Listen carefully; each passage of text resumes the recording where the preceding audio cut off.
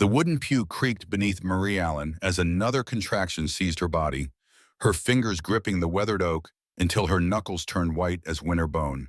The small mountain church stood empty except for her labored breathing echoing off the bare walls, the afternoon light filtering through cracked windows casting long shadows across the floor like reaching fingers. Outside, the November wind howled through the pine trees, rattling the loose boards of the building as if trying to tear it apart piece by piece. She pressed her back against the hard wood, feeling the child within her shift and press against her ribs. 6 months along and already abandoned. The memory of Jacob Johnson's face when she told him still burned in her chest like a brand.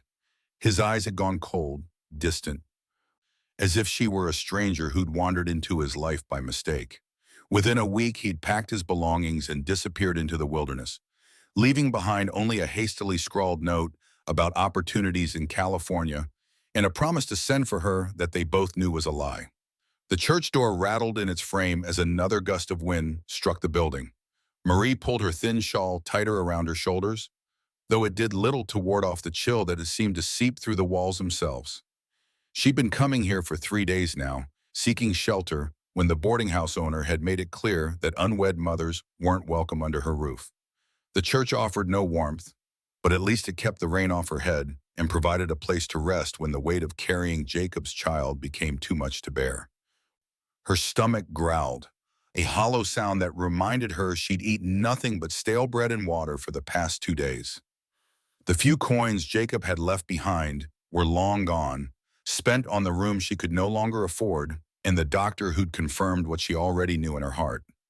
Now she sat in this empty house of God, wondering if he had abandoned her too, left her to face the approaching winter with nothing but the clothes on her back and a child growing inside her that would need more than prayers to survive. The sound of heavy footsteps on the wooden steps outside made her freeze. Through the grimy window, she could see the outline of a large figure approaching the door, moving with the deliberate gait of someone who knew these mountains well.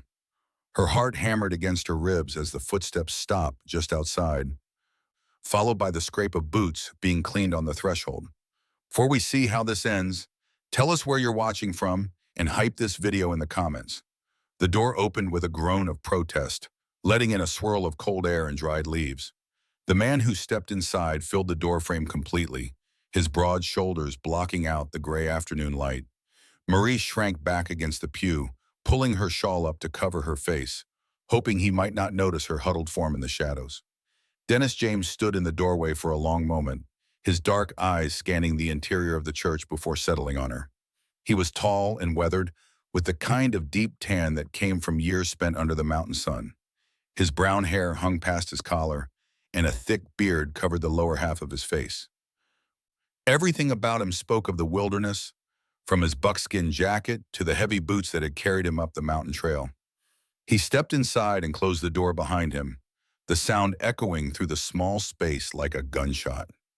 Marie watched him from beneath her shawl, her breath coming in short gasps as he moved slowly down the center aisle. His gaze never left her face, and she could see something in his expression that wasn't quite pity, but wasn't indifference either. When he reached the pew where she sat, he stopped and removed his worn hat, revealing hair that was prematurely gray at the temples. His hands were large and calloused, the hands of a man who worked with wood and stone and knew the feel of an axe handle worn smooth by years of use. "Ma'am," he said, his voice low and gravelly, like stones tumbling down a mountainside, "you look like you could use some help." Marie lifted her chin, trying to summon what little dignity she had left. "I'm fine, thank you." Dennis's eyes moved to her swollen belly, then back to her face. "Winter's coming hard this year, already snowing up on the peaks. This old church won't keep you warm when the real cold sets in." "I said I'm fine." The words came out sharper than she'd intended, born of desperation and the fierce need to maintain some semblance of independence. She'd been taking care of herself since she was 16, working as a seamstress in town until Jacob had convinced her to give up her room and move in with him. Now she was paying the price for that trust, but she wouldn't beg for charity from a stranger. Dennis studied her for another moment, then nodded slowly. "I can see that, but the child you're carrying might have different ideas about what fine means when the temperature drops below freezing." The words hit her like a physical blow. She pressed her hands to her belly, feeling the baby move restlessly inside her, as if responding to the tension in her voice. He was right, of course. She could endure cold and hunger if she had to, but the life growing within her deserved better than her stubborn pride. "What do you want?" she asked, her voice barely above a whisper. "Nothing from you," Dennis replied, "but I've got a cabin up the mountain a ways.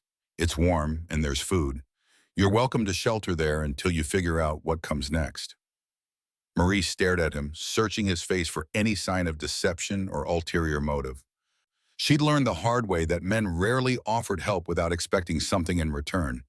But his expression remained steady, patient, as if he had all the time in the world to wait for her answer. "Why would you help me? You don't even know my name." "Name's Dennis James," he said, settling his hat back on his head. "And I reckon a person doesn't need to know someone's whole story to see when they're in trouble." Another contraction gripped her then, stronger than the others, and she couldn't suppress the small cry that escaped her lips. Dennis took a step forward, his hand half raised as if to steady her, then stopped when she shook her head. "It's too early," she gasped, one hand pressed to her side. "The baby isn't due until spring." Dennis's expression grew grave. "All the more reason to get you somewhere warm and safe. That walk up to my place isn't easy in the best of times, but if we wait much longer, you might not be able to make it at all." Marie looked around the empty church, at the bare walls and broken windows that offered no real protection from the elements. Outside, she could hear the wind picking up, carrying with it the sharp scent of snow. Winter in these mountains was unforgiving, and she knew better than most how quickly the weather could turn deadly. But accepting help from this stranger meant admitting that Jacob's abandonment had left her truly helpless. It meant swallowing her pride and placing her life and her child's life in the hands of a man she knew nothing about. The thought terrified her almost as much as the prospect of facing the winter alone. Dennis seemed to sense her internal struggle. He moved to the window and gazed out at the darkening sky, giving her space to think without the pressure of his direct attention. "I lost my wife and child 3 winters ago," he said quietly, his voice carrying easily through the small space. "Fever took them both. Since then, I've kept mostly to myself up on the mountain." The admission hung in the air between them like a bridge she could choose to cross or burn.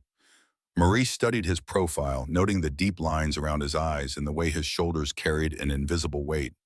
There was pain there, old and carefully contained, but also a kind of strength that came from surviving loss and choosing to keep living anyway.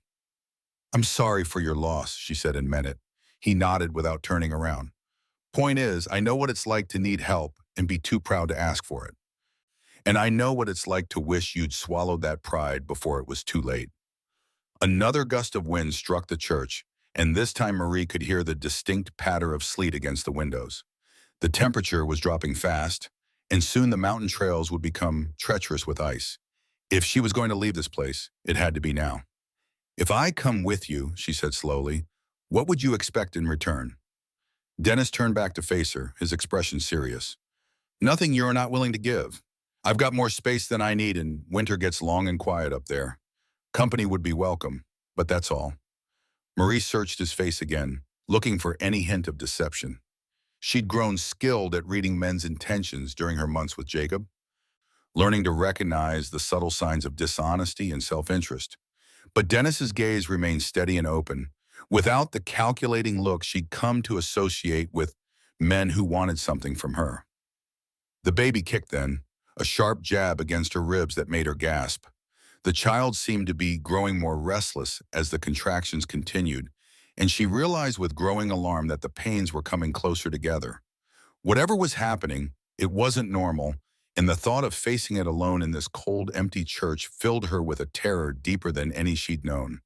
"All right," she said, the words coming out in a rush before she could change her mind. "I'll come with you." Dennis nodded and moved toward the door. "I'll get my horse ready. Can you walk?" Marie pushed herself to her feet, swaying slightly as another wave of pain washed over her. "I can manage." But as she took her first step toward the aisle, her legs buckled beneath her. Dennis was there in an instant, his strong arm supporting her weight as she struggled to remain upright. Through the fabric of his jacket, she could feel the solid warmth of his body, so different from Jacob's lean frame. "Easy," he murmured, his voice gentle. Take your time. Marie leaned against him for a moment, fighting back tears of frustration and fear. Everything was falling apart, her carefully constructed plans crumbling like leaves in the wind. She'd thought she could handle this alone, thought she was strong enough to face whatever came. But now, with Dennis's steady presence beside her, she realized how desperately she'd been pretending. "I don't even know if the baby's all right," she whispered, the admission torn from her like a confession. "These pains, they're not supposed to happen yet." Dennis's arm tightened around her shoulders. "We'll figure it out, one step at a time." He helped her toward the door, moving slowly to accommodate her unsteady gait. Outside, the sleet was falling harder now, coating the wooden steps with a treacherous layer of ice. Dennis's horse stood patiently beside the church, a sturdy bay mare with intelligent eyes and a thick winter coat. "Her name's Molly," Dennis said, stroking the mare's neck. "She's sure-footed in weather like this. Can you ride?" Marie nodded, though the thought of mounting a horse in her condition made her stomach clench with anxiety. Dennis seemed to sense her hesitation. Without a word, he lifted her onto the saddle, his movements careful and respectful. Then he swung up behind her, his arms coming around her to take the reins. "Hold on," he said, his breath warm against her ear. "The trail gets rough in places." As they rode away from the church, Marie looked back once at the small building that had sheltered her for the past 3 days. It looked even more forlorn now, abandoned and forgotten, like so many things in these mountains. But she was leaving it behind, placing her trust in a stranger who'd appeared like an answer to a prayer she hadn't dared to voice. The trail wound upward through stands of pine and aspen, the trees closing in around them like protective walls. Dennis guided the horse with expert skill, choosing each step carefully to avoid the patches of ice that gleamed like mirrors in the fading light. Behind them, the valley spread out in shades of gray and brown, the small town barely visible through the haze of falling sleet. Marie found herself relaxing against Dennis's solid presence, the steady rhythm of the horse's gait and the warmth of his body helping to ease the tension that had been building in her shoulders for days. She could smell the scent of wood smoke and leather that clung to his clothes, mixed with something else that was uniquely his own. "How much farther?" she asked as they rounded a bend in the trail. "About an hour," Dennis replied. "Maybe a bit more with the weather." An hour. Marie closed her eyes and tried to imagine what his cabin would look like, what kind of life he'd built for himself in the wilderness after losing his family. She pictured a simple structure, functional but sparse, the home of a man who'd learned to live with solitude. It would be warm, he'd promised, and that was enough for now. Another contraction gripped her then, stronger than any of the others, and she couldn't suppress the cry that tore from her throat. Dennis's arms tightened around her immediately, and she felt the horse slow to a stop. "How bad is it?" he asked, his voice tense with concern. Marie pressed her hands to her belly, feeling the muscles contract beneath her palms like a fist clenching and releasing. The pain was different now, deeper and more urgent, and she realized with growing alarm that something was definitely wrong. "I think," she gasped, struggling to speak through the intensity of the sensation. "I think the baby's coming." Dennis was silent for a moment, and she could feel the tension in his body as he processed her words. When he spoke again, his voice was calm and steady, but she could hear the underlying worry. "We need to get you to the cabin. Can you hold on a little longer?" Marie nodded, though she wasn't sure she had a choice. The contractions were coming faster now, each one building on the last until she could barely catch her breath between them. The baby wasn't supposed to arrive for months yet, but her body seemed determined to prove her wrong. As they continued up the mountain trail, the sleet turned to snow, fat flakes that clung to their clothes and the horse's mane. The world around them grew quiet and white, muffled by the falling precipitation until it felt like they were the only two people left alive in all the mountains. Marie gripped the saddle horn with both hands, her knuckles white with strain as another wave of pain crashed over her. She could feel Dennis's concern in the way he held the reins, the careful attention he paid to every step the horse took. He was trying to get her to safety, but she was beginning to wonder if they would make it in time.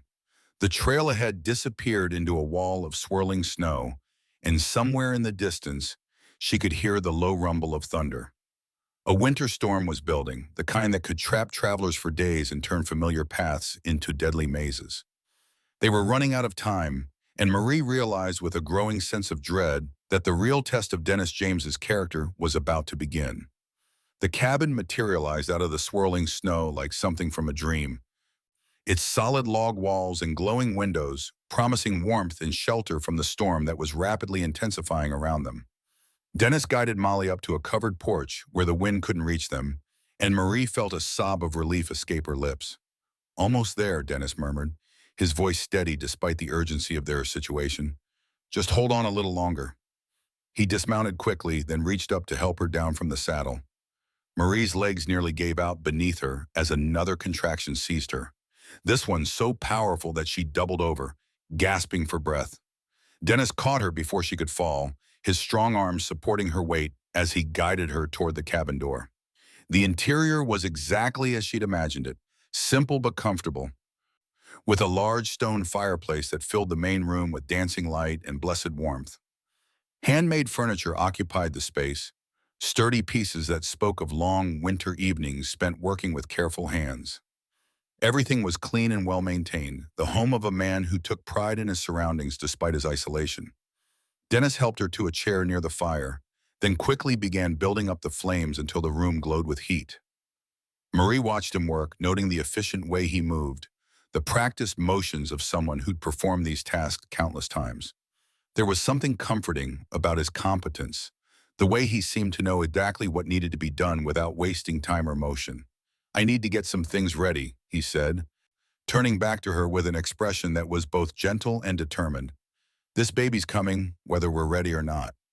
Marie nodded, unable to speak as another wave of pain crashed over her. The contractions were coming almost continuously now, each one stronger than the last, and she could feel her body preparing for something she wasn't sure she was ready to face. She'd helped deliver babies before, back when she was younger and worked for the town doctor. But being on the receiving end was an entirely different experience. Dennis disappeared into another room, and she could hear him moving around, gathering supplies. When he returned, his arms were full of clean linens and what looked like medical instruments. He set everything on a table near the fire, then knelt beside her chair. "I've delivered foals and calves," he said quietly, meeting her eyes. "And I helped the town doctor a few times before I moved up here. It's not the same, I know, but I'll do everything I can to keep you and the baby safe." Marie reached out and grasped his hand, surprised by how much comfort she drew from the contact. His palm was warm and calloused, the hand of a man who worked hard and didn't shy away from difficult tasks. "Thank you," she whispered, the words carrying more weight than she could express. Outside, the storm was growing stronger, the wind howling around the cabin like a living thing trying to find a way inside. Snow piled against the windows, and Marie realized with a mixture of fear and relief that they were truly cut off from the outside world now. Whatever happened in the next few hours, they would face it together, two strangers bound by circumstance and the approaching arrival of a child who refused to wait for spring. Dennis helped her to the bedroom, where he'd prepared a bed with clean sheets and extra pillows. The room was warm and comfortable with a small window that looked out onto the storm-covered forest. Marie could see her reflection in the glass, pale and frightened but somehow determined, and she realized that despite everything that had gone wrong in her life, she was exactly where she needed to be. The hours that followed blurred together in a haze of pain and effort, punctuated by Dennis's quiet encouragement and steady presence. He never left her side, offering water when she needed it, adjusting pillows to make her more comfortable, and speaking in low, soothing tones that helped her focus through the worst of the contractions. As dawn approached, painting the snow-covered landscape in shades of pink and gold, Marie felt a final overwhelming urge to push. Dennis was ready, his hands steady and sure, as he guided the baby into the world. The child's first cry pierced the quiet of the cabin, strong and healthy despite arriving months early, and Marie felt tears of relief and joy streaming down her face. "It's a girl," Dennis said, his voice thick with emotion as he wrapped the baby in a soft blanket. "She's small, but she's breathing well, strong lungs." He placed the child in Marie's arms, and she looked down into a tiny face that was red and wrinkled, but undeniably perfect.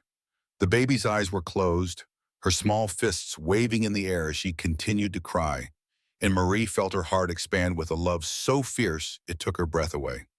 "Hello, little one," she whispered. touching the baby's soft cheek with one finger. "You certainly know how to make an entrance." Dennis smiled, the first genuine smile she'd seen from him since they'd met. It transformed his entire face, making him look younger and less burdened by whatever sorrows he carried. "She's beautiful," he said simply. Marie nodded, unable to speak past the lump in her throat. The baby was beautiful and perfect and alive despite all the odds stacked against them. She'd been born in a stranger's cabin during a blizzard, delivered by a mountain man who'd appeared in Marie's life like an answer to a prayer, and somehow everything had turned out exactly as it should. But even as she marveled at the miracle in her arms, Marie couldn't shake the feeling that their troubles were far from over. The baby was early, smaller than she should be, and they were snowed in with no way to reach a doctor if complications arose. And somewhere beyond the storm, Jacob Johnson remained unaware that he was now a father, his absence a wound that might never fully heal. As if sensing her thoughts, Dennis moved to the window and gazed out at the wall of white that surrounded them. "Storm's getting worse," he said quietly. "We might be here for a while." Marie looked down at her daughter, who had finally stopped crying and was now sleeping peacefully in her arms. The baby's breathing was steady and strong, and her color was good, but Marie knew that the next few days would be critical. Premature babies were fragile, and without proper medical care, even the smallest problems could become life-threatening. "What do we do now?" she asked, voicing the question that hung between them like a bridge waiting to be crossed. Dennis turned back to her, his expression serious but not without hope. "Now we take things one day at a time. We keep her warm, make sure she's eating, and we wait for the storm to pass." It sounded simple enough, but Marie could see the weight of responsibility in his eyes. He'd taken on more than he'd bargained for when he'd offered her shelter, and now he was committed to seeing them through whatever came next. The thought both comforted and terrified her, because she was beginning to realize how much she was coming to depend on his strength and kindness. As the morning light grew stronger, illuminating the snow-covered world outside, Marie heard a sound that made her blood run cold. It was the distant howl of wolves, carried on the wind like a promise of danger.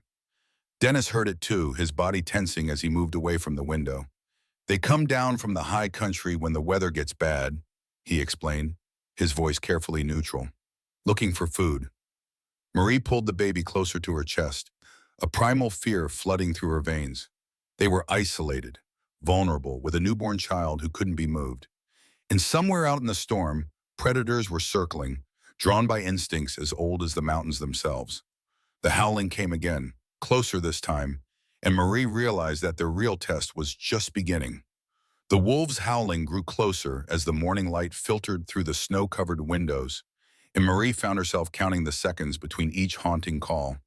Dennis moved through the cabin with quiet efficiency, checking the locks on the doors and windows while she nursed the baby by the fireplace. The child was so small, barely the size of Marie's two hands pressed together, but her grip was surprisingly strong when she wrapped her tiny fingers around Marie's thumb. "How many do you think there are?" Marie asked, her voice barely above a whisper as another howl echoed through the forest. Dennis paused at the window, his weathered face grim as he peered through the frost-covered glass. "Hard to say. Could be 3, could be a dozen. They hunt in packs when the snow gets deep like this, and they're getting desperate." The baby stirred in Marie's arms, making soft mewling sounds that seemed impossibly loud in the tense silence of the cabin. Marie adjusted the blanket around her daughter's tiny form, marveling at how something so fragile could have survived being born in such harsh conditions.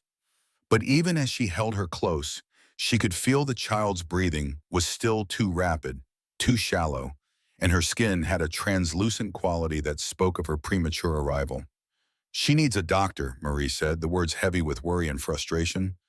"I don't know enough about caring for babies born this early." Dennis turned from the window, his dark eyes softening as they settled on the mother and child. "The nearest doctor is in town, and that's a hard day's ride in good weather. With this storm, we might not be able to get through for a week or more." A week.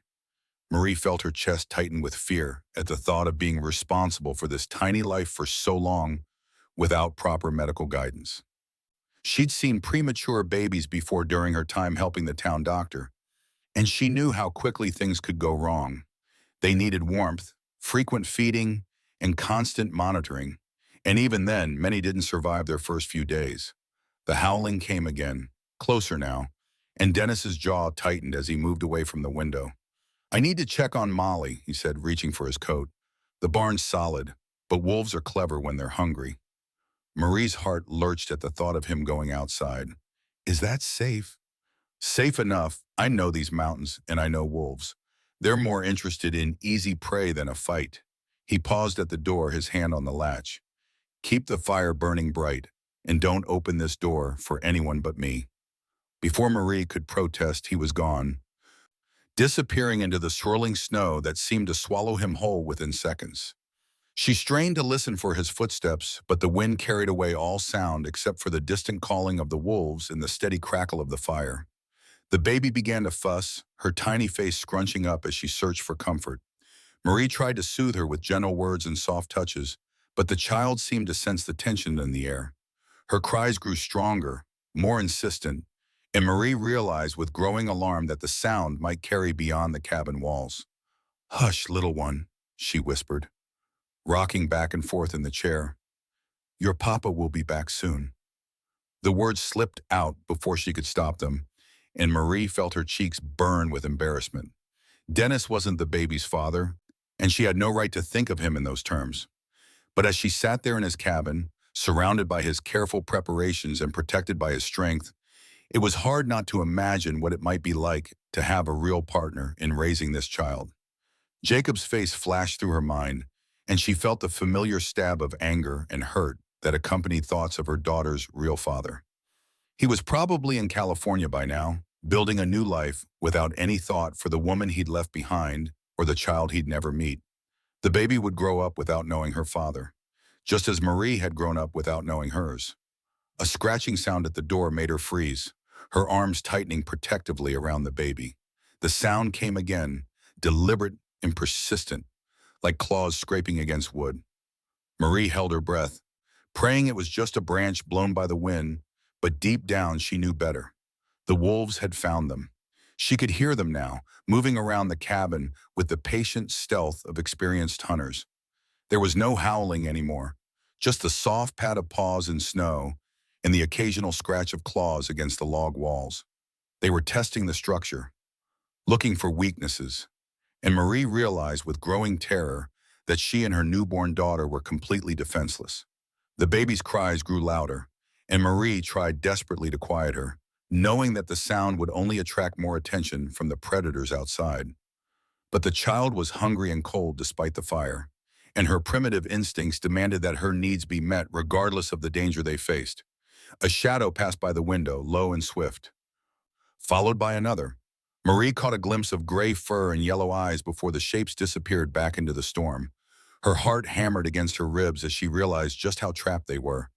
Dennis was somewhere outside in that maze of snow and wind, and she had no way of knowing if he was safe or if the wolves had already found him. The scratching at the door intensified, joined now by a low, whining sound that raised the hair on the back of Marie's neck.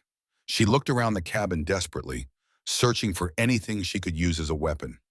Dennis's rifle hung above the fireplace, but she'd never fired a gun in her life, and with the baby in her arms, she wasn't sure she could manage it even if she tried.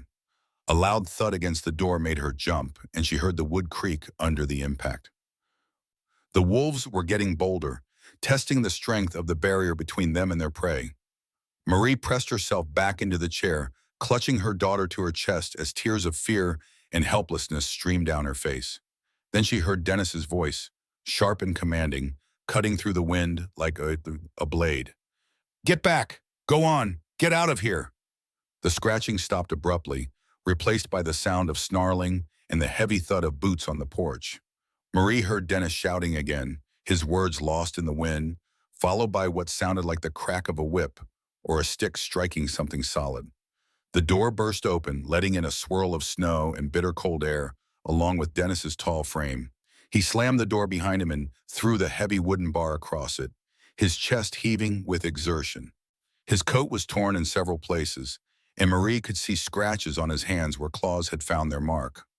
Are you hurt? She asked, starting to rise from the chair. Dennis shook his head, Moving quickly to secure the windows with heavy wooden shutters, he pulled from a storage area she hadn't noticed before. Just scratches. They're persistent, but they're not willing to fight for it yet. The storm's got them desperate, though. He worked methodically, sealing each opening until the cabin felt like a fortress. The sudden darkness was oppressive, broken only by the dancing light of the fire, but Marie felt safer knowing that the yellow eyes couldn't peer in at them anymore. Molly's secure in the barn, Dennis continued, settling into a chair across from her. Built it strong specifically for weather like this. The wolves know she's there, but they can't get to her. Marie nodded, trying to calm her racing heart. The baby had finally quieted, exhausted by her own crying, and now lay sleeping peacefully against Marie's chest. In the firelight, her tiny features looked almost translucent, and Marie could see the delicate network of veins beneath her pale skin. "She's so small," Marie whispered, more to herself than to Dennis. "Small can be strong," he replied, his voice gentle. "I've seen plenty of creatures survive against impossible odds because they were too stubborn to give up." There was something in his tone that made Marie look up at him, and she saw a distant pain in his eyes that spoke of personal experience with loss and survival. She remembered his mention of losing his wife and child and wondered what circumstances had taken them from him. Had they been as fragile as her own daughter, as dependent on his protection? "Tell me about them," she said quietly. "Your family." Dennis was silent for so long that Marie began to think he wouldn't answer. When he finally spoke, his voice was barely audible above the crackling of the fire. "Her name was Sarah, my wife. She was small like you, but fierce when she needed to be. Could outshoot most men and wasn't afraid of anything that walked on four legs or two." He paused, staring into the flames. "The baby was a boy. We called him Thomas, after my father." Marie waited, sensing there was more to the story. "Sarah had a hard time with the birth," Dennis continued. "Took 2 days, and by the end, she was so weak she could barely hold him. But Thomas was healthy, strong lungs, and a good appetite. For 3 months, everything was perfect." The wind howled around the cabin, and somewhere in the distance, Marie could hear the wolves calling to each other again. But inside their small circle of firelight, the world had narrowed to just the two of them and the weight of shared sorrow. "The fever came in late winter," Dennis said. "Started with Sarah, then spread to the baby. I rode through a blizzard to get the doctor, but by the time we made it back up the mountain, they were both gone." Marie felt tears stinging her eyes. "I'm so sorry." Dennis nodded, his gaze still fixed on the fire. "That was 3 years ago. Haven't talked about it since the day I buried them." The admission hung between them like a bridge, and Marie realized that Dennis had shared something precious and painful with her, something he'd kept locked away since his loss. She understood now why he'd been so willing to help her, why he'd opened his home to a stranger carrying another man's child. He was trying to save what he hadn't been able to save before. "Is that why you helped me?" she asked. "Because of them?" Dennis looked at her then, his dark eyes reflecting the firelight. "Maybe partly, but mostly because it was the right thing to do." The baby stirred in Marie's arms, making soft sounds that indicated she was waking up. Marie adjusted her position, preparing to nurse again, and felt Dennis's eyes turn away to give her privacy. It was a small gesture, but it spoke of the kind of respect and consideration she'd never received from Jacob, who had always treated her body as something that belonged to him. As the baby latched on and began to feed, Marie felt a strange sense of peace settle over her, despite their precarious situation. Here in this cabin, surrounded by the howling wind and prowling wolves, she felt safer than she had in months. Dennis's presence was like an anchor in a storm, steady and reliable in a way that Jacob had never been. "What will you name her?" Dennis asked, his voice carefully neutral. Marie looked down at her daughter's tiny face, noting the way her dark hair curled against her scalp and the determined set of her miniature jaw. "I was thinking about Hope," she said. "She came into the world fighting, and she's given me something to fight for." "Hope," Dennis repeated, testing the name. "It suits her." A loud crash from somewhere outside made them both freeze. It sounded like something large had fallen, possibly a tree brought down by the weight of the snow. The wolves' calling intensified, and Marie could hear them moving around the cabin again. their patience wearing thin as the storm continued to rage. "How long do storms like this usually last?" Marie asked, trying to keep the fear out of her voice. "Could be days," Dennis replied honestly.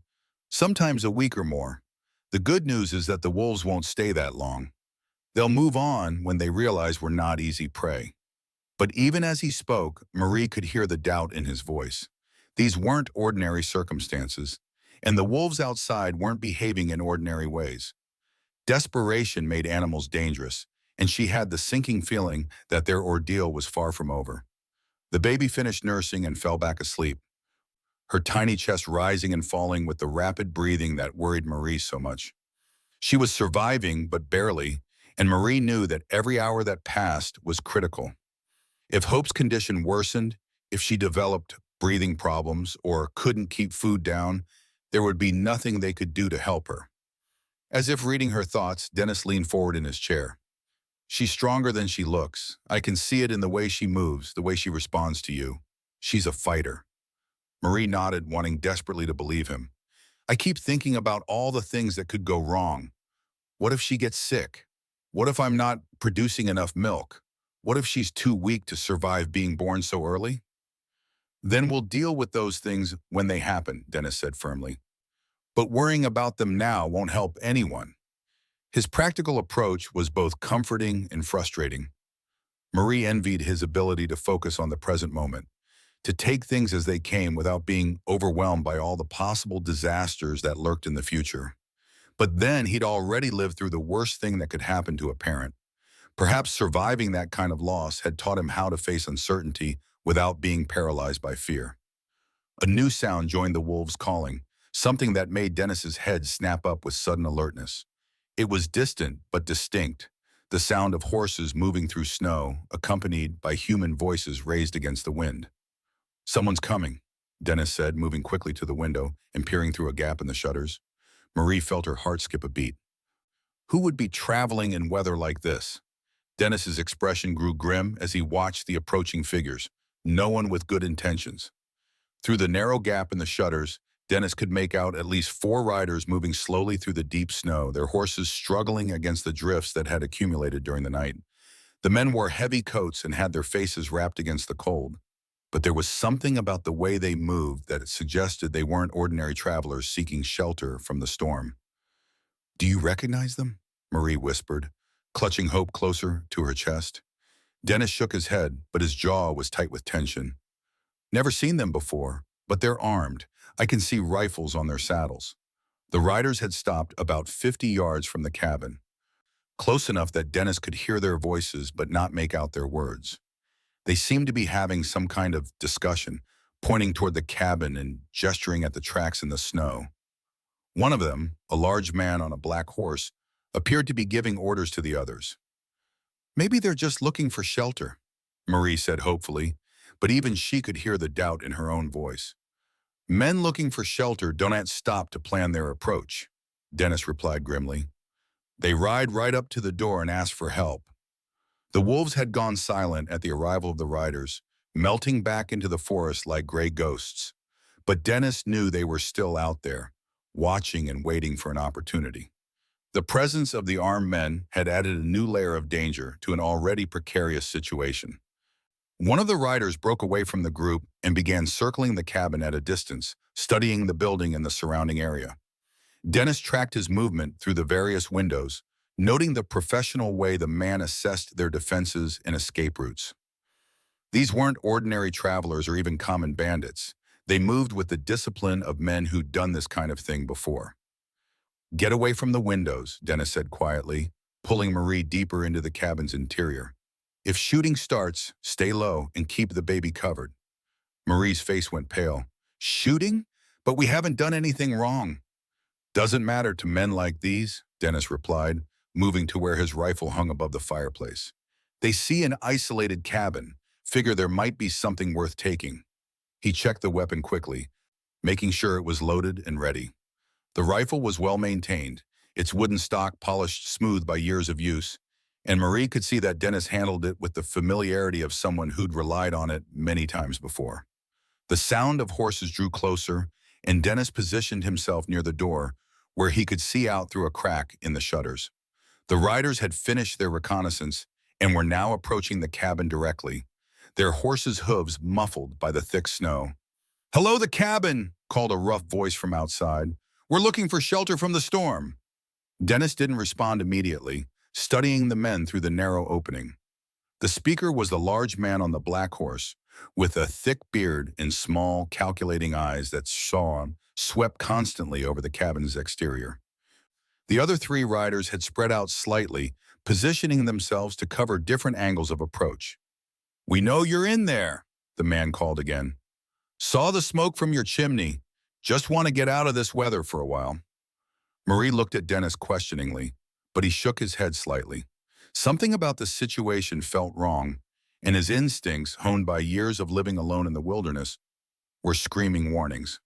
"Cabin's full," Dennis called back through the door. "Try the town. It's only a day's ride south." The man outside laughed, but there was no humor in the sound. "Day's ride in good weather, maybe, but this storm's got the trails blocked. We're not going anywhere until it clears." Dennis could see the other riders shifting in their saddles, their hands moving closer to their weapons. Whatever these men wanted, they weren't going to be discouraged by polite refusal.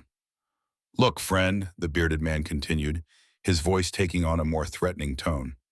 "We're cold, we're tired, and we're not in the mood to argue. You can open that door and share your fire like a Christian, or we can open it for you." The threat was clear, and Dennis felt his grip tighten on the rifle. He'd hoped to avoid confrontation, especially with Marie and the baby in the cabin, but it seemed these men weren't going to give him that choice. "There's a woman and newborn child in here," Dennis called out, hoping to appeal to whatever decency they might possess. "They need warmth and quiet. Find somewhere else to wait out the storm." "A woman, you say?" The man's voice changed, taking on an interest that made Dennis's blood run cold. "Well, that changes things, doesn't it, boys?" The other riders chuckled, and Dennis could see them exchanging looks that spoke of shared understanding. These weren't men seeking shelter from a storm. They were predators who'd found exactly what they were looking for. Marie had gone very still behind him, and Dennis could hear her breathing become shallow and quick. She understood the danger they were in, the implications of what the men outside were suggesting. Hope began to fuss, sensing the tension in her mother's body, and Marie tried desperately to quiet her. "Last chance," the bearded man called. "Open the door or we'll break it down." Dennis made his decision. He'd survived 3 years alone on this mountain by knowing when to fight and when to retreat, and every instinct told him that these men wouldn't be satisfied with simple shelter. They'd seen the smoke from his chimney, tracked him to his home, and now they wanted whatever they could take. "Marie," he said quietly, not taking his eyes off the men outside, "take Hope and go into the back room. Get down behind the bed and stay there no matter what you hear." "What about you?" she whispered. "I'll handle this." Marie wanted to argue, to insist that they face whatever was coming together, but the baby's welfare had to come first. She gathered Hope in her arms and moved quickly toward the bedroom, her bare feet silent on the wooden floor. The men outside were growing impatient. Dennis could see them checking their weapons and positioning their horses for a charge.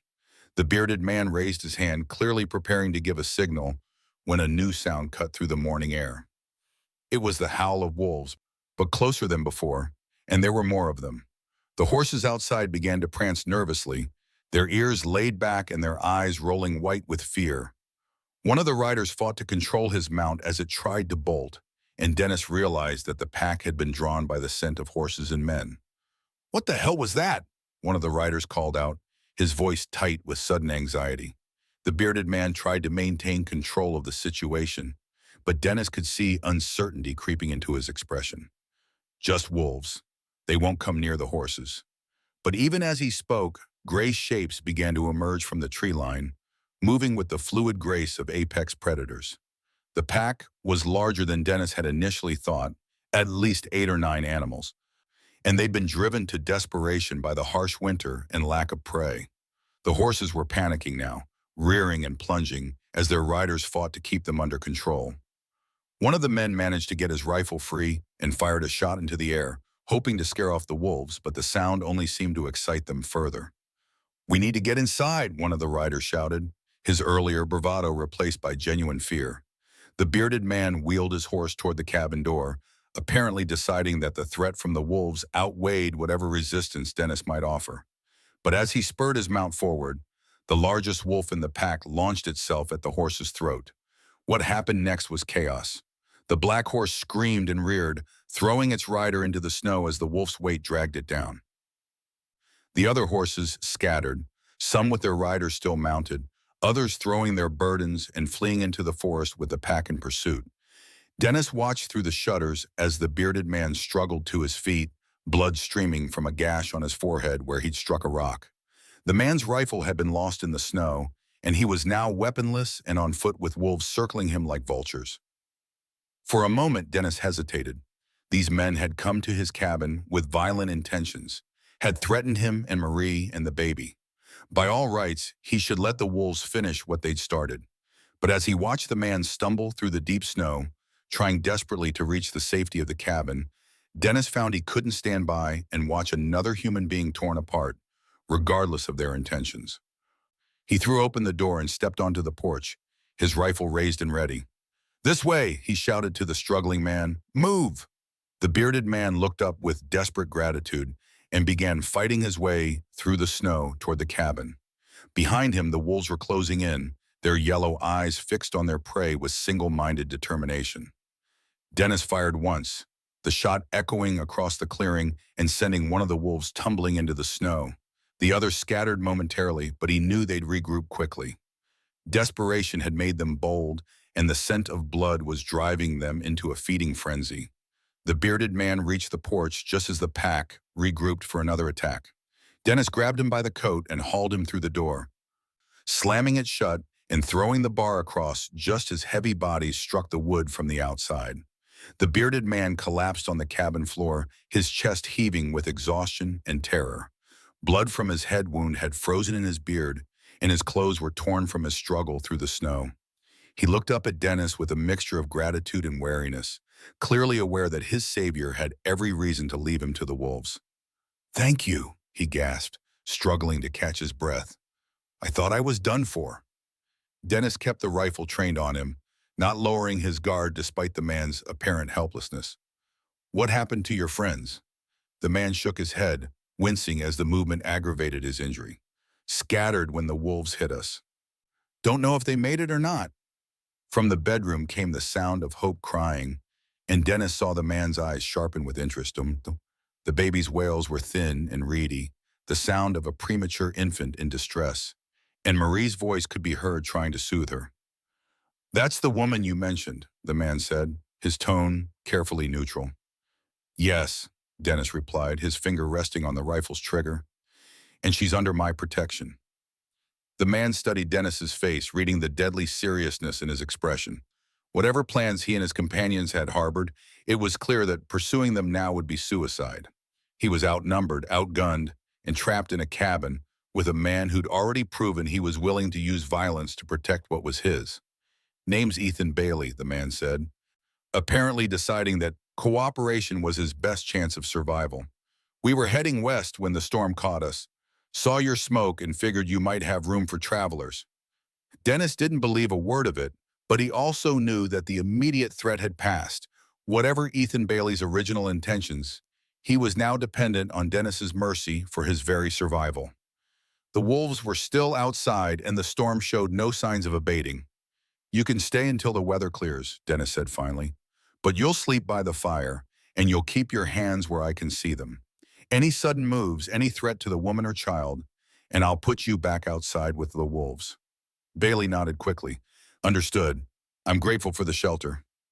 Marie appeared in the doorway of the bedroom, hope cradled against her chest. The baby's cries had subsided to weak whimpers, and Marie's face was pale with worry. She looked at Bailey with undisguised fear, instinctively recognizing the threat he represented. "Is she all right?" Dennis asked, his eyes never leaving Bailey. "She's having trouble breathing," Marie said, her voice tight with concern. "Her chest is working too hard, and she feels warm." Dennis felt his heart sink. Respiratory problems were common in premature babies, and without proper medical care, they could quickly become life-threatening. Hope needed a doctor, needed medications and equipment that simply didn't exist in his mountain cabin. Bailey watched the exchange with calculating eyes. "I might be able to help," he said quietly. Dennis's grip tightened on the rifle. "What do you mean?" "My mother was a midwife," Bailey continued. "Delivered more babies than I can count, including plenty that came early. Taught me a few things about caring for the small ones." Marie looked at Dennis desperately. Hope's breathing was becoming more labored by the minute, and her tiny face had taken on a bluish tinge that spoke of oxygen deprivation. They were running out of options, and Bailey's offer might be their only chance. "What would you need to do?" Dennis asked. Bailey slowly got to his feet, moving carefully to avoid startling Dennis into shooting. "Mind if I take a look at her? I promise I won't try anything." Dennis hesitated, every instinct screaming against trusting this man who'd come to his cabin with violent intentions. But as he looked at Marie's frightened face and heard Hope's struggling breaths, he realized they might not have a choice. "Marie, Sin," he said quietly. "What do you think?" Marie looked down at her daughter, whose tiny chest was working frantically to draw in enough air. The baby's lips were turning blue, and her weak cries were becoming weaker still. Whatever Bailey's motives, Hope was dying, and conventional medicine was days away through impassable snow. "Let him try," she whispered. Dennis nodded reluctantly and gestured for Bailey to approach, but he kept the rifle ready. "Slowly, and remember what I said about sudden moves." Bailey approached Marie and the baby with careful, deliberate movements. When he reached them, he held out his hands, showing that they were empty and posed no threat. "May I?" he asked Marie gently. Marie looked at Dennis one more time, then carefully placed Hope in Bailey's arms. The man's demeanor changed completely as he cradled the tiny infant, his rough features softening with what appeared to be genuine concern.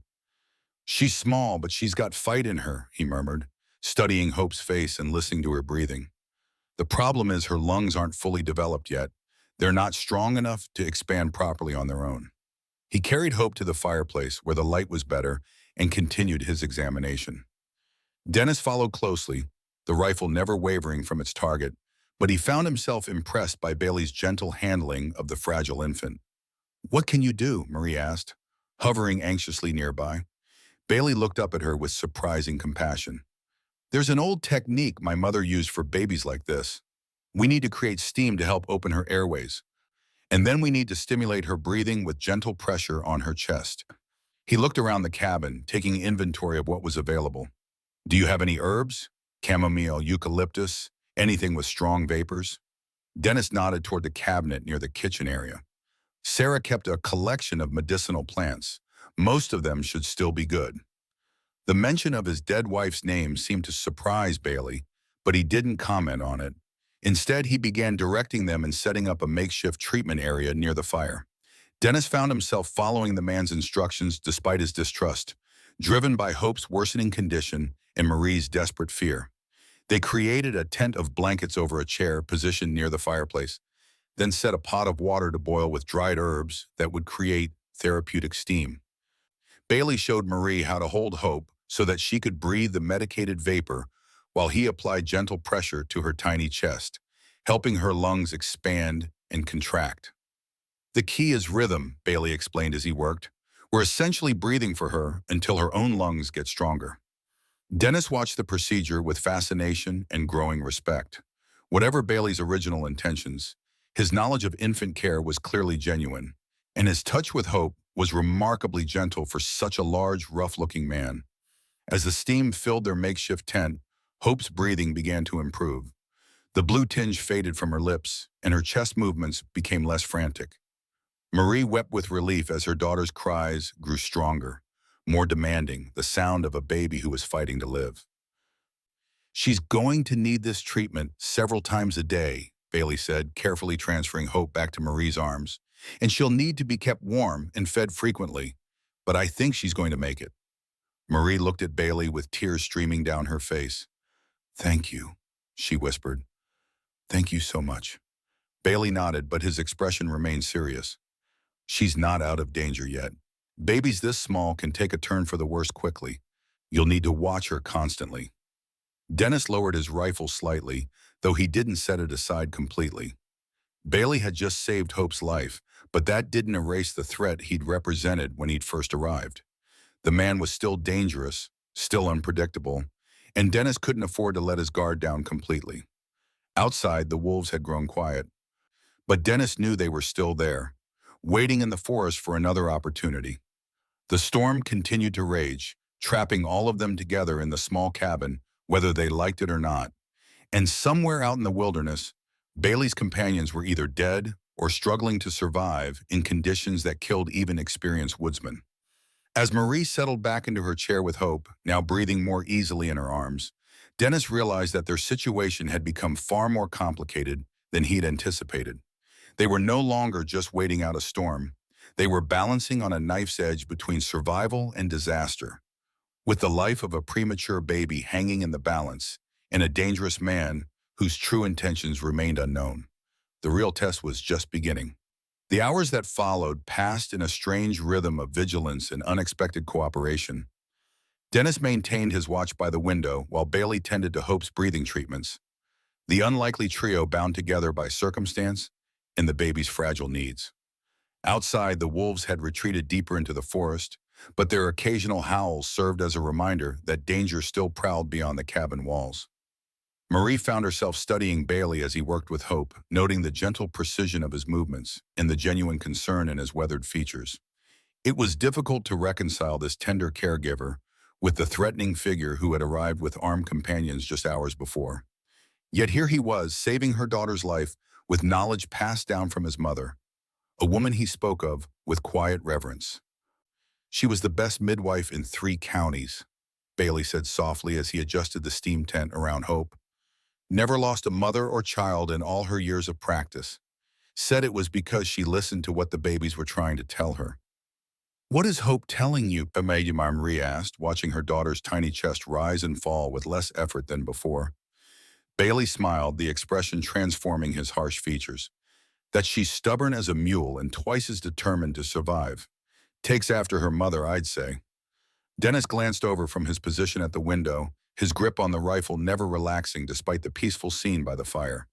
Trust was a luxury he couldn't afford, not with Marie and Hope depending on his protection.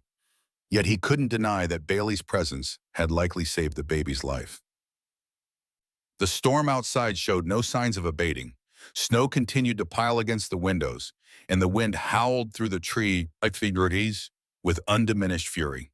Dennis calculated that they were already snowed in for at least another day, possibly longer if the weather didn't break soon.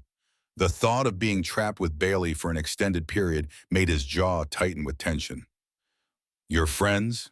Dennis said suddenly, breaking the comfortable silence. "How many were there?" Bailey looked up from Hope, his expression growing somber. 3 others, Larry Baker, Matthew Morales, and a young fellow named Johnson. Jacob Johnson. Marie's head snapped up at the name, her face going pale. "Jacob Johnson? You know him?" Bailey asked, noting her reaction. Marie's hands trembled as she reached for Hope, pulling the baby protectively against her chest. "He's her father," she whispered, her voice barely audible above the crackling fire. The admission hung in the air like smoke, heavy with implications that none of them could ignore. Dennis felt something cold settle in his stomach as he processed this information. Jacob Johnson was here, somewhere in the storm, and his arrival couldn't be a coincidence. "He came looking for you," Bailey said, his voice gentle but certain. "Said he'd made a mistake, leaving you behind. Wanted to make things right."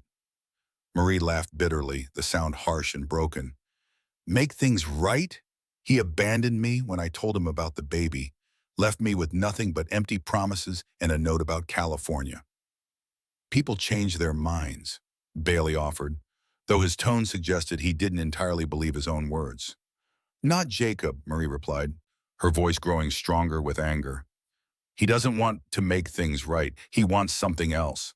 Dennis moved away from the window, his attention fully focused on the conversation.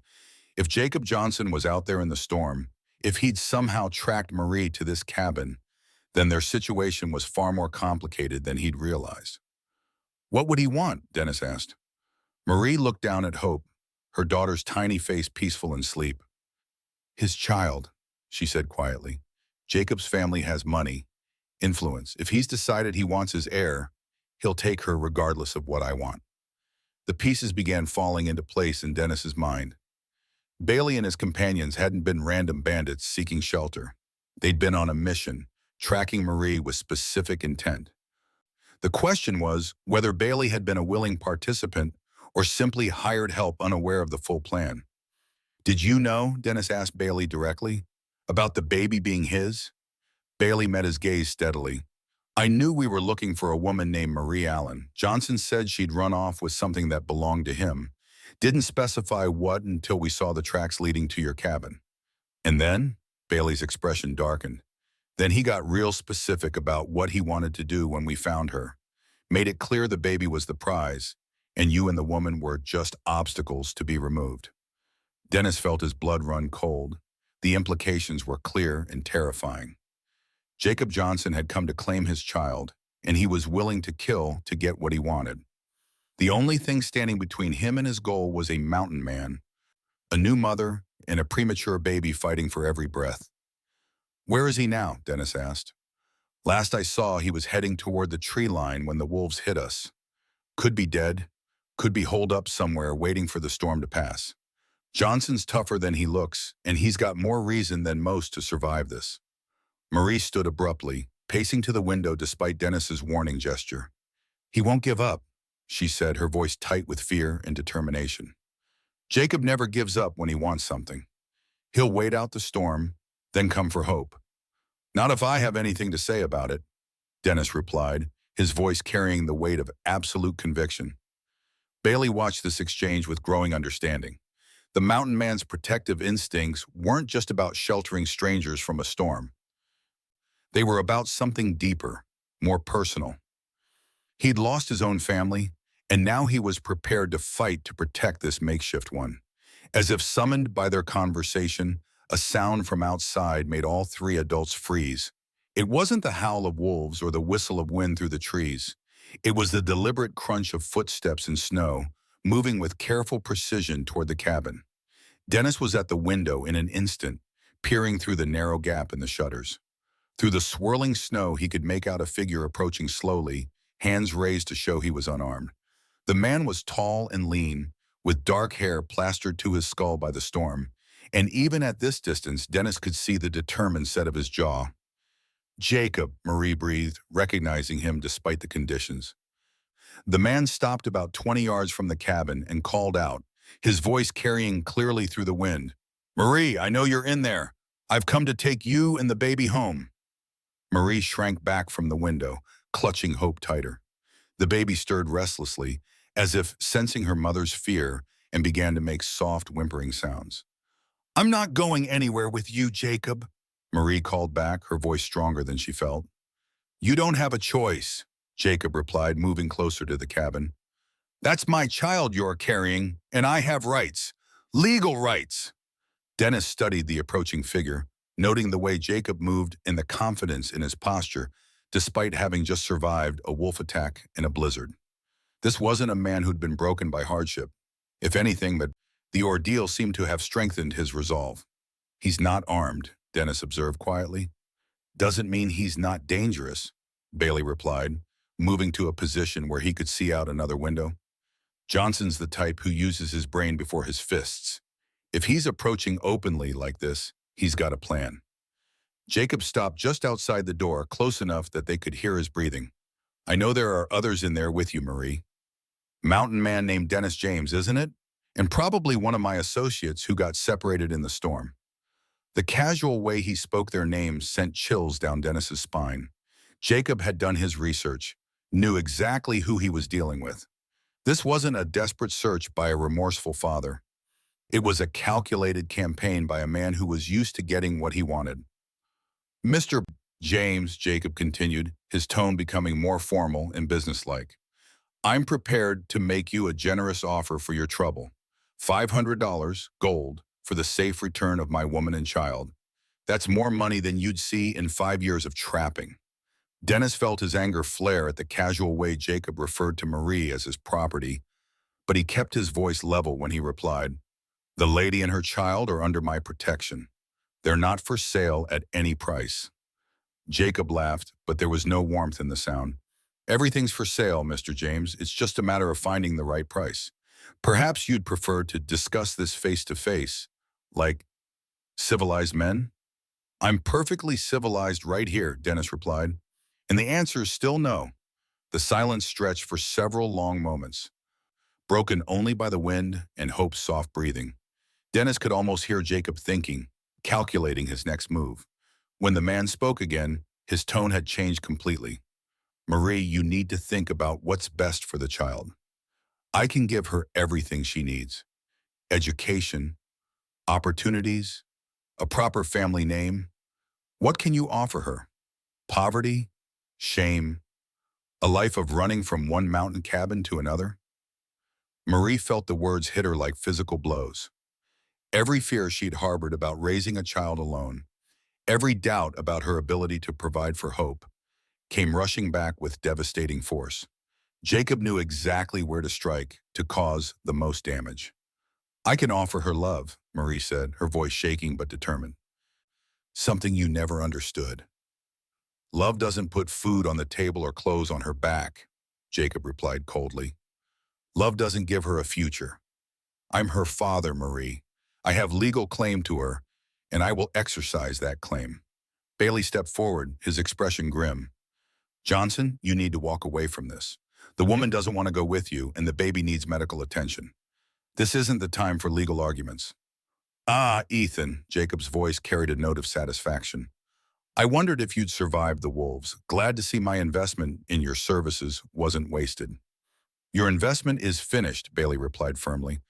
I was hired to help track down a runaway woman. I wasn't told about forcing anyone to do anything against their will. Jacob's laugh was sharp and bitter. Suddenly developed a conscience, have you? That's unfortunate, because I still need your services. The threat in his voice was unmistakable, and Dennis saw Bailey's hand move instinctively toward where his gun would normally rest. But his weapons had been lost in the chaos of the wolf attack, leaving him as vulnerable as the rest of them. The way I see it, Jacob continued, his voice taking on the tone of a man laying out a business proposition, you have two choices, Mr. James. You can hand over what belongs to me voluntarily, and everyone walks away from this alive and considerably richer. Or you can force me to take more direct action. What kind of direct action? Dennis asked, though he suspected he already knew the answer.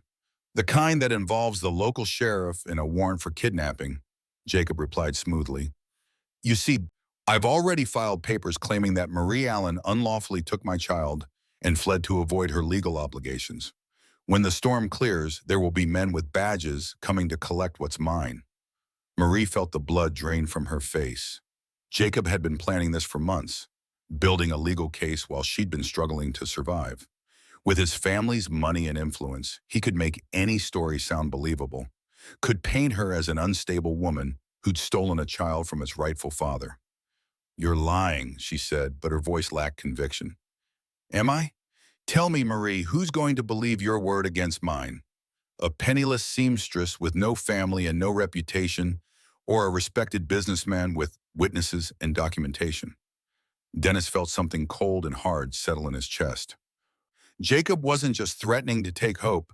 He was threatening to destroy Marie's life completely, to paint her as a criminal and a kidnapper. The legal system would side with money and influence, just as it always did. But there was something Jacob hadn't counted on. Dennis James had spent 3 years learning to survive in these mountains, learning to protect what mattered to him. He'd failed to save his own family, but he wouldn't fail again. There's a third option you haven't considered, Dennis said quietly. And what's that? The option where you turn around and walk back into that storm, and we pretend this conversation never happened. Jacob's laughter was genuinely amused this time. You're going to threaten me? One man against the full weight of the law? The law's a long way from here, Dennis replied. And storms like this have a way of making people disappear without a trace. The silence that followed was pregnant with tension and unspoken threats. Outside, the wind seemed to grow stronger, as if nature itself was taking sides in the confrontation. Hope began to fuss again, her tiny cries cutting through the adult posturing like a reminder of what was really at stake. Think carefully about your next words, Jacob, Bailey said suddenly, his voice carrying a warning that made everyone in the cabin look at him. Because some lines, once you cross them, there's no going back. Jacob's response was swift and calculated. Instead of escalating the confrontation, he took a step back from the door, his voice becoming reasonable and conciliatory. Perhaps we're all getting ahead of ourselves, and he said. The storm has us all on edge, and we're saying things we might regret later. Why don't I wait out the weather at a respectful distance, and we can discuss this properly when conditions improve? Dennis didn't trust the sudden change in tone, but he also recognized a tactical retreat when he saw one. Jacob was buying time, probably hoping his other companions would find their way to the cabin or that the storm would create new opportunities for him to exploit. That would be wise, Dennis replied carefully. There's a lean-to shelter about a quarter-mile north of here. It's not much, but it'll keep the wind off you. Very generous, Jacob said, though his tone suggested anything but gratitude. I'll be seeing you soon, Marie, you and our daughter. The sound of his footsteps retreating through the snow should have been reassuring, but Marie found herself more frightened than before. Jacob's retreat felt like the calm before a storm, a gathering of forces for a more decisive assault. He's not giving up, she said, voicing what they all knew. No, Dennis agreed. He's regrouping. Question is, what's his next move? Bailey moved away from the window, his expression troubled. Johnson's got resources we don't. Money, connections, legal backing. Even if we survive the storm, he can make life very difficult for all of us. Then we need to make sure he doesn't get the chance, Dennis replied grimly. Marie looked between the two men, seeing something in their faces that both comforted and terrified her. They were preparing for war, and she was the prize they were fighting over. But unlike Jacob's possessive claim, their protection felt like a gift freely given. A choice made from compassion rather than ownership. Hope began to cry again, her thin wails growing stronger as her lungs continued to develop. Marie lifted her daughter to her breast, marveling at how such a tiny creature could be at the center of such a storm of adult conflict. The baby knew nothing of legal claims or family rights. She only knew hunger and warmth, safety and love. We need to think about what happens when the storm ends, Bailey said quietly. Johnson won't come alone next time. He'll bring help, probably armed help. Dennis nodded, his mind already working through possibilities. The trail down to town will be impassable for days, maybe weeks. But there are other ways off this mountain, paths that only locals know about. You're talking about running, Marie said, understanding the implication. I'm talking about surviving, Dennis replied. Jacob's got the law on his side, at least on paper. Fighting him in court would be like wrestling a bear with your hands tied.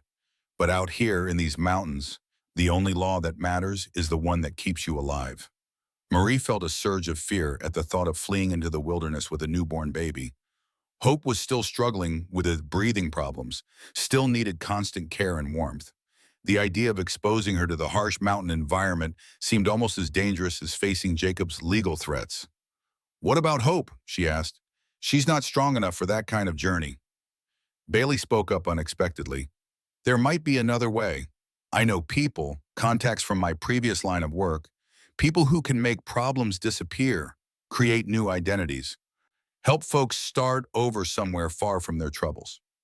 Dennis studied the other man carefully. What kind of previous line of work? The kind that taught me to read people, to know when someone's telling the truth and when they're spinning lies, Bailey replied. Jacob Johnson isn't the first wealthy man I've dealt with who thought money could buy him anything he wanted. Marie felt a flicker of hope at Bailey's words, but she was afraid to trust it. Why would you help us? You barely know us. Bailey looked down at Hope, who had finished nursing and was now sleeping peacefully in her mother's arms.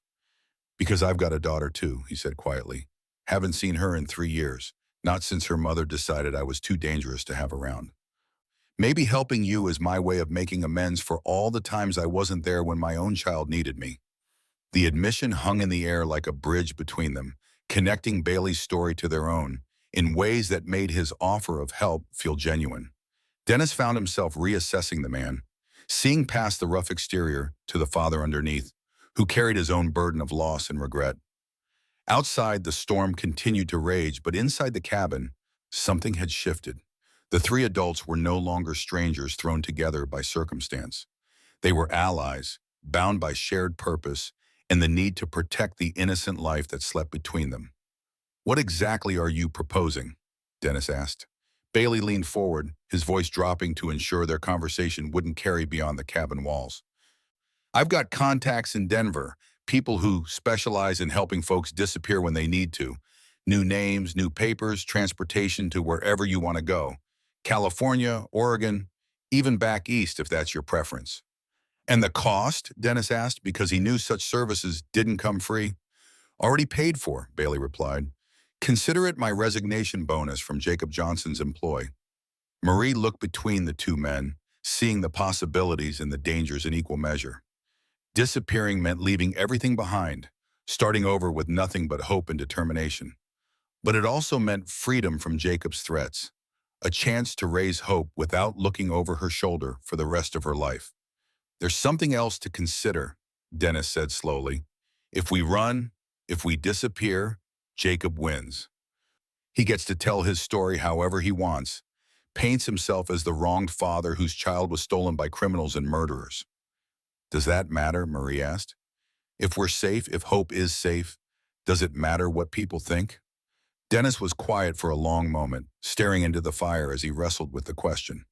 Finally, he looked up at her with eyes that held the weight of his own losses and regrets. "It matters because running away doesn't solve the problem. It just moves it somewhere else. Men like Jacob don't stop when they lose once. They keep coming, keep pushing until they get what they want or someone makes them stop permanently." The implication in his words was clear, and Marie felt her blood chill at what he was suggesting. "You're talking about killing him." "I'm talking about protecting you and Hope by whatever means necessary," Dennis replied. "Jacob made his choice when he came here with armed men and threats. Now he has to live with the consequences." Bailey nodded slowly. "Johnson's not the type to let this go. Even if you disappear, he'll keep looking, keep hunting, and he's got the resources to make it an expensive chase." Marie looked down at Hope, her daughter's tiny face peaceful in sleep, unaware of the adult world closing in around her. The thought of spending the rest of their lives running, always looking over their shoulders, always afraid of discovery, was almost unbearable. But the alternative Dennis was suggesting seemed even worse. "There has to be another way," she said desperately. "Something that doesn't involve anyone dying." "Maybe there is," Bailey said thoughtfully. "What if Jacob Johnson simply had an accident? Mountain storms are dangerous things. People get lost, fall into ravines, freeze to death. Happens all the time up here." Dennis considered this, seeing the elegant simplicity of the solution. "The storm covers a lot of tracks. By the time anyone comes looking for him, there'd be nothing left to find."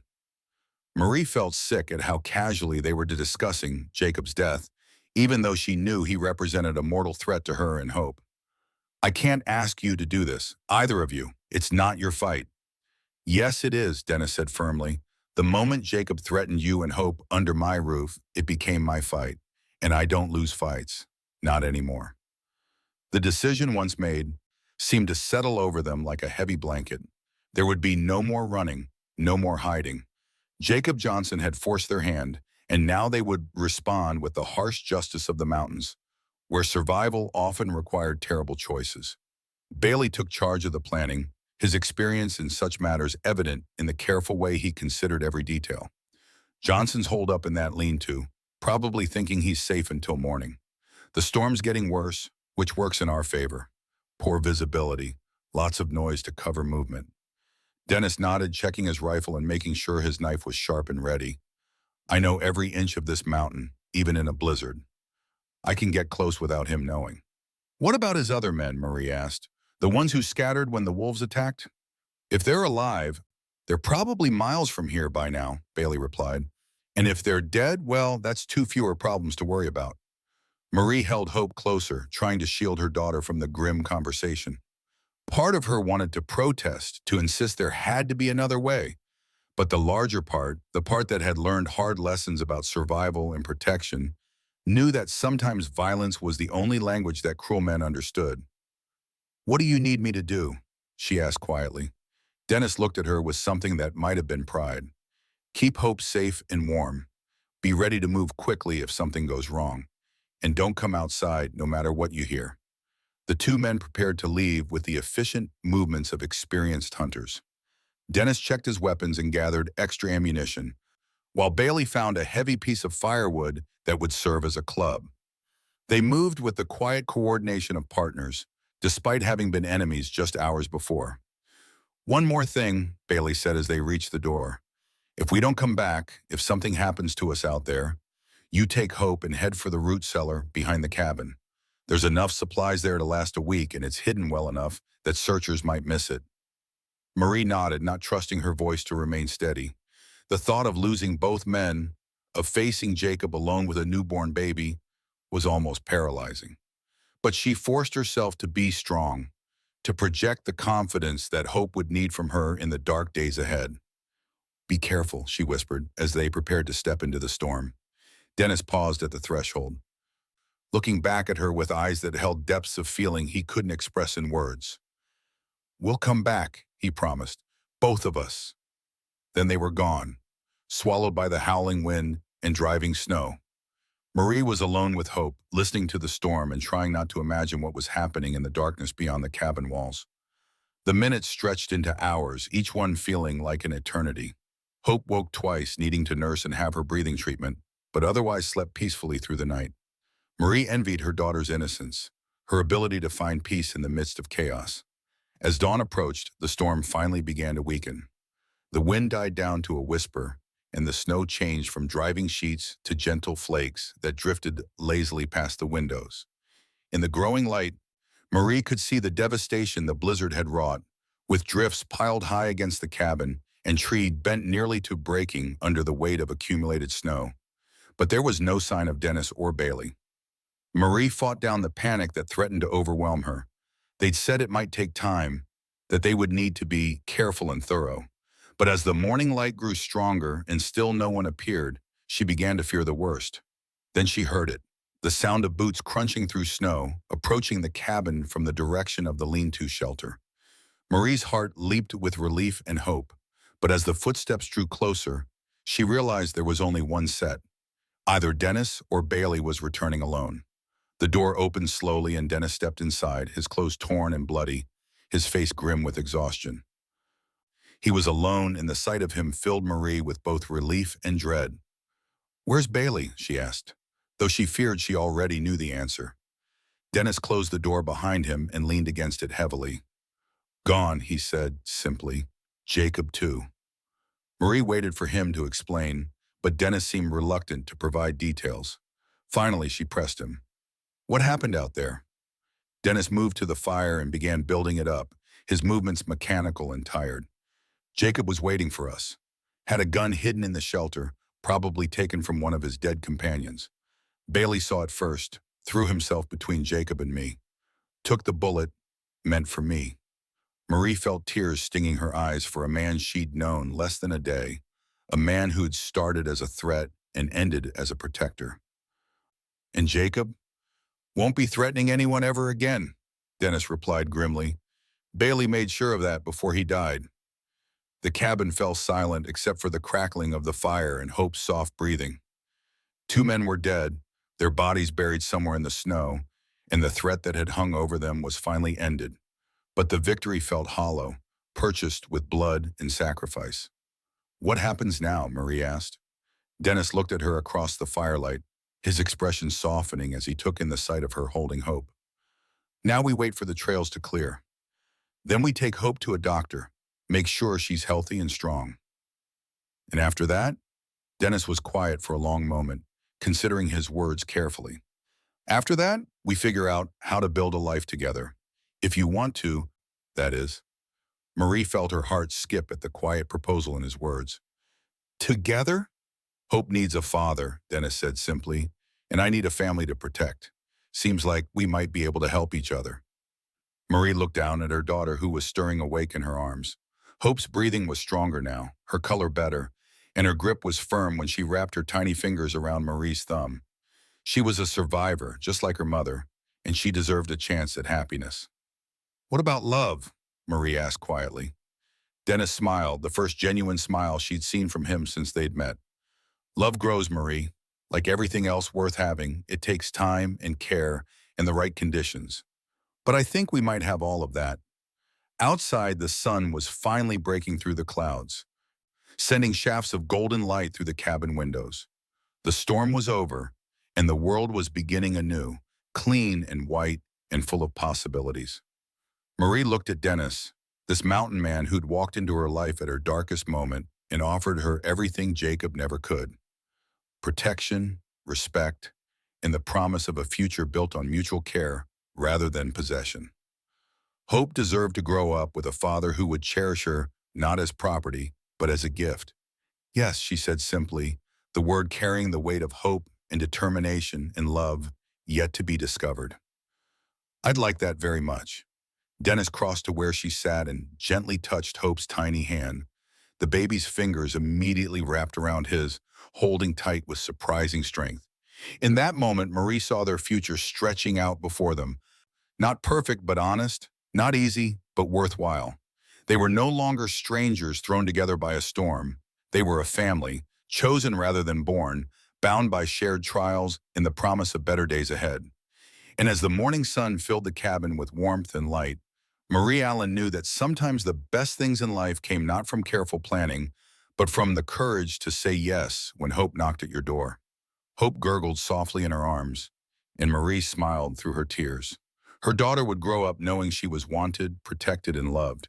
That was worth any storm they'd had to weather to get here.